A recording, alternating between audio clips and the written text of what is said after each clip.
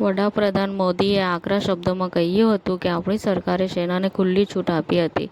ત્રણેય પાંખની સેનાએ એવો ચક્રવ્યૂહ રચ્યો કે પાકિસ્તાન ઘૂંટણિયે આવ્યું. ઈડી બધી હદો પાર કરી રહી છે. સુપ્રીમ કોર્ટે તપાસ એજન્સીને ફટકાર લગાવી. તમિલનાડુના TASMAC સામે તપાસ પર રોક લગાવી. ગુજરાતમાં ફરી એકવાર કોરોના મહામારીનો કહેરે લોકોની ચિંતામાં વધારો કર્યો. રાજ્યમાં કુલ 15 એક્ટિવ કેસ. ટેલિવિઝન અભિનેત્રી દીપિકા કક્કરના પતિએ જણાવ્યું કે દીપિકા કક્કરને લીવર ટ્યુમર માટે સર્જરી કરાવવી પડશે.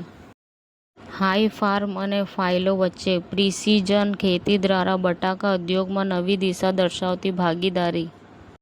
હવામાન વિભાગે આગામી 6 દિવસ ગાજવીજ સાથે વરસાદની આગાહી કરી. સૌરાષ્ટ્ર અને દક્ષિણ ગુજરાતના વિસ્તારોમાં 50 થી 70 કિલોમીટરની ઝડપે પવન ફૂંકાશે. ઓપરેશન સિંદૂરની સફળતાની ઉજવણીના ભાગરૂપે ભિલોડામાં તિરંગા યાત્રા યોજાઈ. અરવલ્લીમાં તિરંગો રાષ્ટ્રીય એકતા, સાંસ્કૃતિક સૌહાર્દ અને સ્વતંત્રતા આંદોલનના બલિદાનનું પ્રતીક બન્યો. મોડાસા ગાંધી ઉચ્ચતર કેળવણી મંડળ સંચાલિત દ્વારા GPSC એક્ઝામ પાસ થનારા વિદ્યાર્થીનું સન્માન કરવામાં આવ્યું. કોવિડ-19 182 કેસ નોંધાયા. કેરળમાં આરોગ્ય મંત્રીએ માસ્કનો ઉપયોગ અને સાવચેતી રાખવાની વિનંતી કરી. હિંમતનગર ગ્રામ્ય પોલીસ સ્ટેશન વિસ્તારમાંથી એક આરોપીને માદક પદાર્થ ગાંજા સાથે સંયુક્ત રીતે પકડી પાડતી હિંમતનગર ગ્રામ્ય પોલીસ.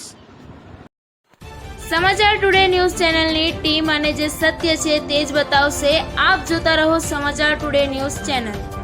ગુજરાતની ધરતીનું ગુજરાતીઓ માટે જ, એટલે કે સમાચાર ટુડે ન્યૂઝ.